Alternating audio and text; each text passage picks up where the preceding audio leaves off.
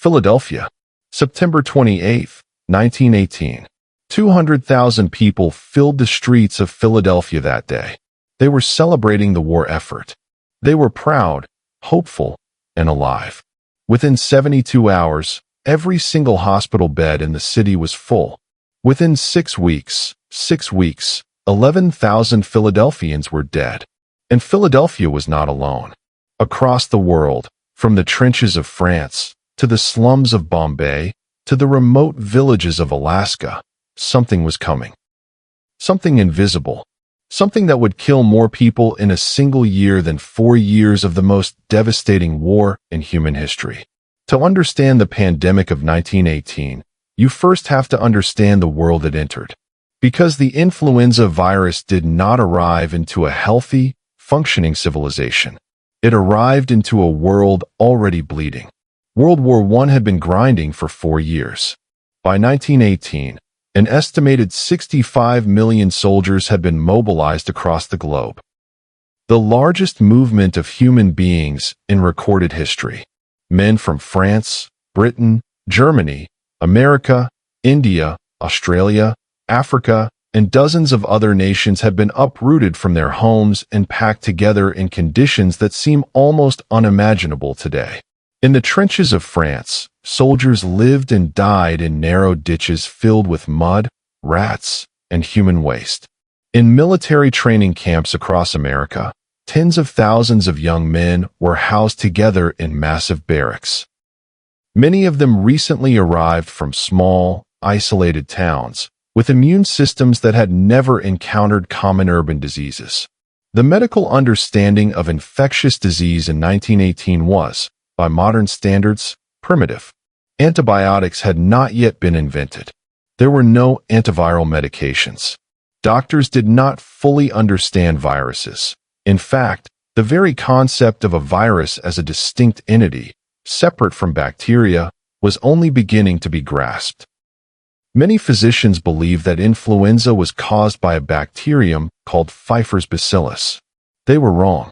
Into this world, overcrowded, exhausted, scientifically limited, and already mourning millions of dead, a microscopic killer began its journey. The exact origin of the 1918 influenza virus is still debated by historians and scientists today. But one of the earliest recorded clusters of unusual illness appeared in an unlikely place, Haskell County, Kansas. A remote, sparsely populated farming community in the middle of the American plains. In January and February of 1918, a local doctor named Loring Minor began noticing something strange. Patients were coming to him with severe flu-like symptoms. But these were not the typical influenza cases he was used to. These patients were extremely ill, extremely fast. Many were young and previously healthy. Some were developing devastating pneumonia within days. A few were dying. Dr. Minor was concerned enough to file a warning with the United States Public Health Service. His report described an influenza of severe type. It was one of the first official notices of what was coming. Almost no one paid attention. Meanwhile, something was happening 300 miles away at Camp Funston, a massive military training facility in central Kansas that housed 54,000 soldiers. On March 4, 1918, an Army cook named Albert Gitchell reported to the camp infirmary with a sore throat, fever, and body aches. He was the first officially recorded case of what would become the pandemic strain. By noon that same day, 107 soldiers were sick. By the end of the week, it was 522. Within weeks, it had spread to other military camps across the United States. And then, carried aboard troop ships crossing the Atlantic, it followed the soldiers to Europe. This first wave, the spring wave of 1918, was bad, but not catastrophic. Soldiers got sick, recovered, and returned to their units. Many commanders noted the wave of illness, but dismissed it as ordinary flu. The war was the priority. Men were moved. Ships kept sailing. The virus hitched a ride on every one of them. By the summer of 1918, the first wave had touched every continent except Australia. It was spreading silently, invisibly. And in the meantime, it was mutating. Here is one of the great ironies of this pandemic. The deadliest flu in human history is named after a country that almost certainly had nothing to do with where it started. Spain did not cause the Spanish flu, but Spain gave it its name. And the reason why tells us something important about the nature of war, censorship, and how information is controlled in times of crisis. In 1918, the major nations involved in World War I, Britain, France, Germany, the United States, were all under strict wartime censorship. Governments were terrified that news of widespread illness in their military would damage morale, encourage desertion, embolden the enemy, and undermine public confidence in the war effort.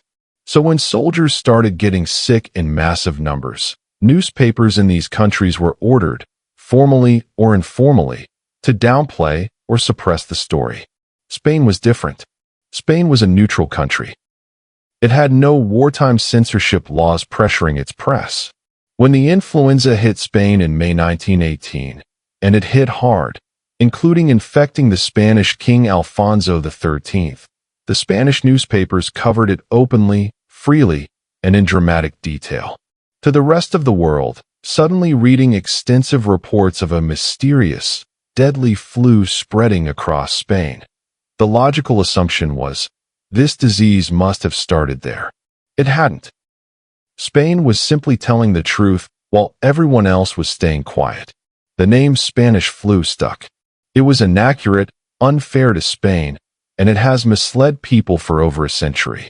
Some historians now prefer to call it simply the 1918 influenza pandemic, or by its scientific subtype, H1N1. Wherever it came from, by the summer of 1918, it was everywhere. And the worst, by an almost incomprehensible margin, was still to come. September 1918. The first wave had been a warning that no one heeded. Now the virus returned, changed, more dangerous, carrying a lethality that would stagger the imagination of every doctor, every general, every government official who encountered it. The second wave of the 1918 influenza was not just a worse version of the first.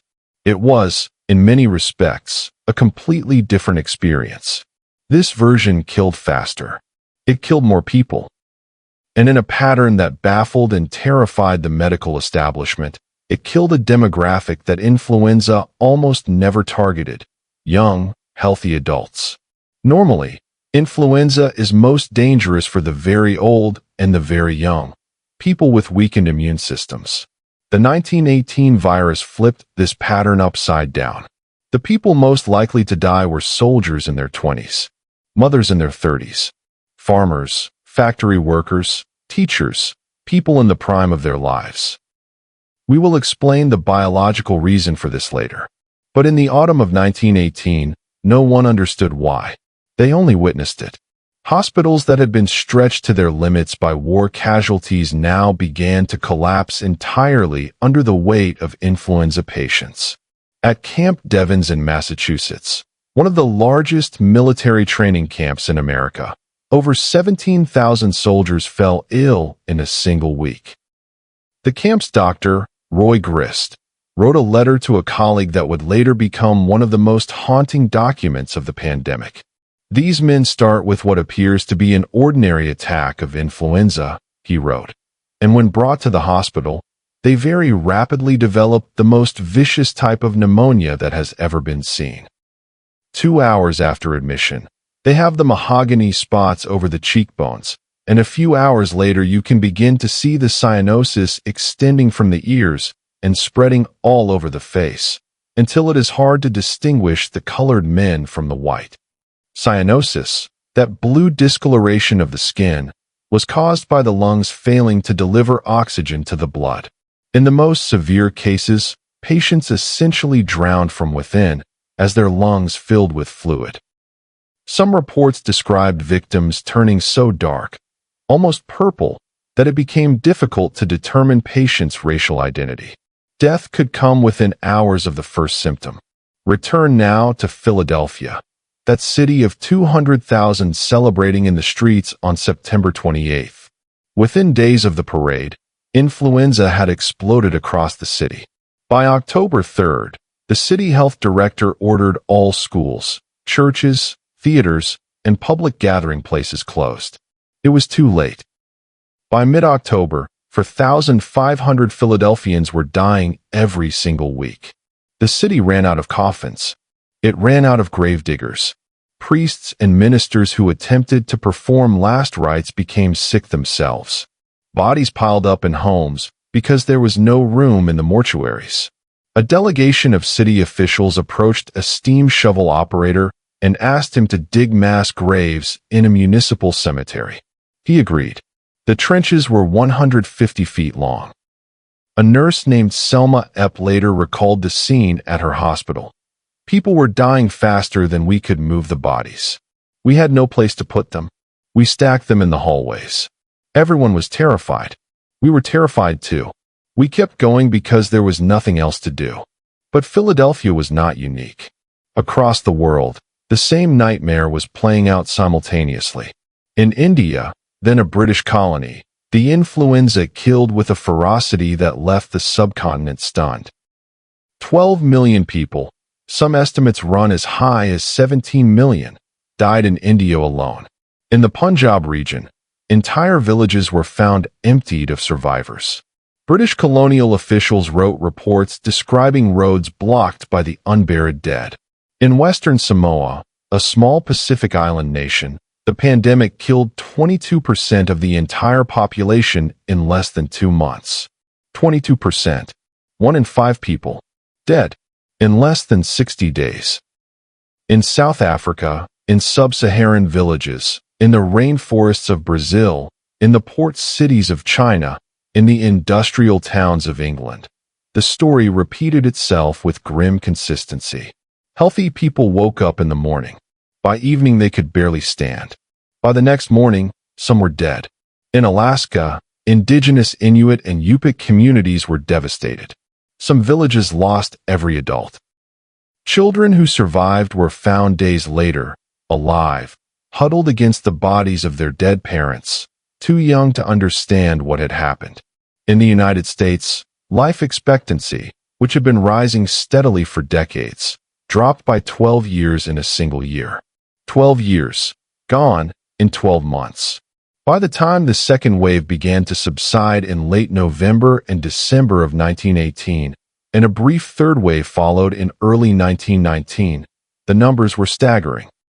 An estimated 500 million people had been infected.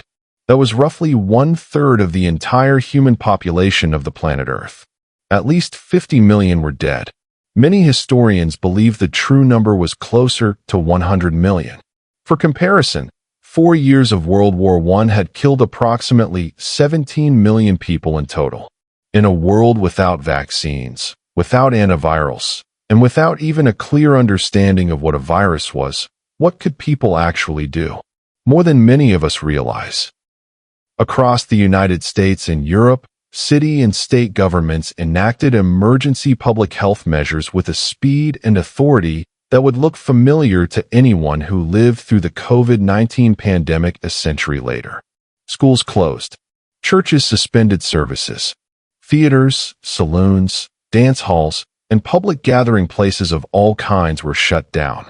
In some cities, it became illegal to cough or sneeze in public without covering your mouth. San Francisco mandated the wearing of masks in public, one of the most aggressive public health interventions of the era. Signs were posted everywhere. Wear a mask and save your life. Violations resulted in fines. Some cities used their mask requirements successfully. Others struggled with compliance and enforcement. Public health campaigns warned citizens to avoid crowded places, to ventilate their homes, to wash their hands frequently, and to stay home when sick. These were sensible instructions, but they were based on limited knowledge, and they were not always heeded. Some American cities responded faster than others, and the results were measurable. Cities that implemented social distancing measures early, swiftly, and maintained them consistently showed significantly lower death rates than cities that delayed or lifted measures too early. St. Louis, which acted quickly, had a death rate roughly half that of Philadelphia, which moved too slowly. But there was also profound misinformation and denial. The wartime media environment meant that the full scale of the disaster was often underreported. President Woodrow Wilson of the United States, who was himself infected during the Paris Peace Conference, never once made a public address about the influenza pandemic while it was happening. The country was at war. The pandemic was a distraction from the narrative the government wanted to maintain. Meanwhile, in the absence of effective treatments, people turned to whatever they could find. Doctors prescribed aspirin in doses we now know were dangerously toxic. Others prescribed whiskey, camphor, quinine, and even turpentine. Faith healers offered prayer cures. Entrepreneurs sold fraudulent influenza remedies by mail. None of it helped. The nurses and doctors who kept working, exhausted, terrified, watching colleagues fall sick and die, were perhaps the greatest heroes of the pandemic. They had almost nothing to offer beyond comfort, basic nursing care, and the presence of another human being in the darkest moments of their patients' lives. To understand why the 1918 influenza was so catastrophic, we need to understand something fundamental about how influenza works, and what happens when an immune system encounters a virus it has never seen before.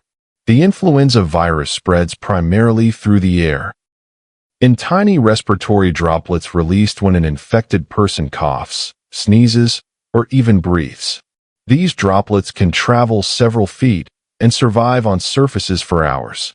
In 1918, with hundreds of thousands of soldiers packed into barracks and trenches, with civilians crammed into factory floors and tenement buildings, the virus had almost unlimited opportunity to spread. Once the virus enters the respiratory tract, it begins to replicate rapidly, hijacking the body's own cells to produce more copies of itself.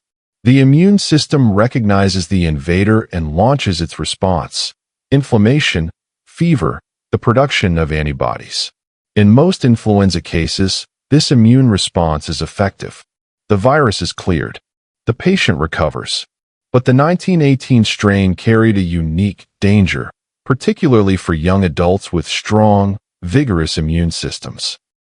In some patients, the immune response didn't just fight the virus. It overreacted, catastrophically. We now call this phenomenon a cytokine storm. Cytokines are signaling molecules that activate and amplify the immune response. In normal circumstances, this is useful. They help coordinate the body's defenses. But in severe cases of the 1918 flu, the immune system essentially lost control, flooding the lungs with immune cells and inflammatory signals. The very tools the body used to fight the virus were destroying the lungs in the process. This is why young adults with the strongest immune systems sometimes fared the worst. Their bodies mounted the most ferocious immune response, and in doing so, caused the most damage. Elderly patients, whose immune responses were naturally weaker, were sometimes paradoxically protected from the worst outcomes of this specific mechanism. The secondary bacterial pneumonias that followed the viral infection, made possible by the damage the flu had already done to the respiratory lining, were equally lethal. Without antibiotics, there was no treatment for these bacterial infections. Once pneumonia set in, for many patients, death was a matter of days. The virus was also unusually good at what viruses do best: mutating. The influenza virus mutates rapidly, constantly reshuffling its genetic material. The strain that arrived in the spring of 1918 was bad. The version that arrived in the fall, the second wave version, had evolved into something significantly more dangerous. This kind of rapid viral evolution, in the context of hundreds of millions of potential hosts, was exactly the kind of environment that selects for greater lethality. In short, a novel virus no human immune system had encountered before, capable of triggering catastrophic immune overreaction in healthy adults, spreading in the most densely populated and poorly ventilated conditions in human history, with no effective treatments and no vaccines available. The tragedy of 1918 was not just biological. It was the collision of a deadly pathogen with a uniquely vulnerable moment in human history. Pandemics do not end with a dramatic announcement. They do not surrender or sign armistices. They fade, unevenly, reluctantly, but eventually they fade. By the spring of 1919, the influenza pandemic was receding. A third wave, smaller than the second but still deadly, had come and gone through the winter of 1918 to 1919. By 1920, the pandemic was effectively over, though sporadic cases and small outbreaks continued for years. Why did it end? Several reasons worked together. First, and most importantly, immunity. As hundreds of millions of people survived infection, they developed antibodies against the virus. Over time, a growing proportion of the world's population had some level of immune protection. The virus found it harder and harder to find new susceptible hosts. Second, the virus itself changed. Influenza viruses mutate constantly. Over time, the 1918 strain evolved into less lethal variants. This is actually a common pattern in pandemic viruses. The most deadly strains often kill their hosts too quickly to spread as efficiently, so milder strains tend to outcompete them over time. The virus that killed so ferociously in 1918 gradually transformed into something closer to the seasonal flu strains we know today. Descendants of that original pandemic virus still circulate among us. Third, public health interventions, crude and imperfect as they were, did reduce transmission, even if they couldn't stop the pandemic entirely. Every person who stayed home, every gathering that was canceled, every mask that was worn, represented an interrupted chain of transmission. In aggregate, these interventions saved lives, even when they felt futile in the moment. By 1920, the world emerged from the pandemic into an exhausted peace. World War I had ended in November 1918. The armistice had been signed. The soldiers came home, many of them survivors of both the trenches and the flu. The world was ready to forget. And forget is largely what it did. The 1918 pandemic was remarkably absent from the cultural memory of the 20th century. Unlike the World War, it generated few great novels, few monuments, few remembrance ceremonies. Perhaps it was too vast to fully comprehend. Perhaps the simultaneous grief of the war consumed all available emotional space. Perhaps people simply wanted to move forward. The forgetting, as we would later discover, had consequences. The 1918 pandemic did not pass without leaving marks on the world, both in grief and in hard-won knowledge. In the years and decades that followed, the disaster of 1918 quietly reshaped the science of infectious disease, the structure of public health, and the way governments thought about their obligations to the bodies of their citizens. In 1918, the influenza virus itself had not yet been isolated or identified. That came in 1933, when British scientists Wilson Smith, Christopher Andrews, and Patrick Laidlaw successfully isolated the influenza A virus from infected ferrets. The first definitive identification of the pathogen that had killed tens of millions. This breakthrough opened the door to vaccine development. The first influenza vaccines were developed in the 1930s and 1940s. By 1945, a flu vaccine had been approved for military use in the United States, a direct legacy of the 1918 catastrophe. The systematic study of pandemic influenza, understanding how it spreads, how it mutates, how to track it, became a permanent feature of global medical research. The pandemic also forced fundamental reconsideration of public health infrastructure. In many countries, the disaster of 1918 revealed how poorly equipped governments were to monitor and respond to infectious disease outbreaks. In the decades that followed, national public health agencies were strengthened, disease surveillance systems were established, and international frameworks for health cooperation began to take shape. The World Health Organization, founded in 1948, was part of this legacy, an attempt to create a global infrastructure for health that could catch the next pandemic before it became a catastrophe. Today, the WHO's Global Influenza Surveillance and Response System monitors influenza strains across the world every year, tracking mutations, identifying new variants, and updating vaccine compositions annually. In 2005, nearly 90 years after the pandemic, a team of scientists led by Dr. Jeffrey Taubenberger successfully reconstructed the 1918 influenza virus from preserved genetic material, including samples extracted from the lungs of a victim buried in the Alaskan permafrost. By analyzing its genetic structure in a secure laboratory, researchers gained crucial insights into what made it so lethal, insights that directly inform our preparation for future pandemics today. And then, in late 2019, the world was reminded of what forgetting costs. When COVID-19 emerged and began its global spread in 2020, epidemiologists and historians immediately reached for the same reference point, 1918. The parallels were impossible to ignore. A novel respiratory virus, exponential spread, overwhelmed hospitals, debates about mask mandates and school closures, governments weighing public health against economic survival, citizens divided between fear and denial. Some things were different. We had vaccines, developed at a speed that would have seemed miraculous to a 1918 physician, ready within a year. We had antiviral medications. We had intensive care units, ventilators, and a vastly more sophisticated medical infrastructure. We had the internet, for better and worse, to coordinate response and spread misinformation simultaneously.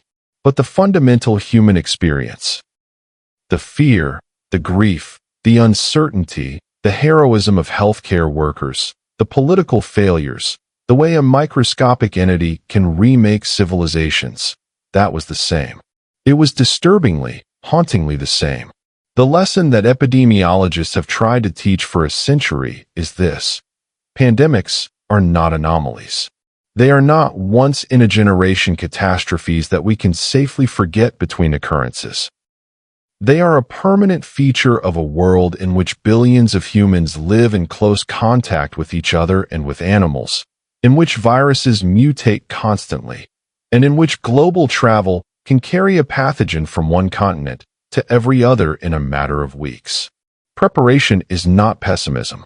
It is the minimum we owe to the memory of the 50 million, perhaps 100 million, people who died in 1918 in a world that was not prepared. September 28, 1918. 200,000 people cheered in the streets of Philadelphia. They wore their best clothes. They brought their children. They waved their flags. They had no idea. They could not have known that within weeks, their city would be unrecognizable, that their neighbors would be dying in homes that ran out of caskets, that this invisible enemy, this thing so small it defied the imagination, this thing that no one in 1918 could even see under a microscope, would reach across every ocean, into every nation, and take the lives of more human beings than any war, any famine, any natural disaster in recorded history. The 1918 influenza pandemic is the greatest natural disaster in modern human history, and it is also, in many ways, the least remembered. But the people who lived through it, who lost parents and children and friends and entire communities in a matter of weeks, they remembered. They carried the grief quietly for the rest of their lives, in a world that was too exhausted and too determined to move forward to pause long enough to properly mourn. We owe them that pause now. We owe them the act of remembering, not just as a historical exercise, but as a commitment to the idea that knowledge of the past is the only honest preparation for the future. The invisible war ended, but the virus never entirely left. Modified, diminished, evolved. Descendants of the 1918 strain still circulate in seasonal flu each year. Each winter, we are still, in a small way, living in its aftermath. Remember the 50 million. Learn from them. Because the next pandemic is not a question of if. It never was.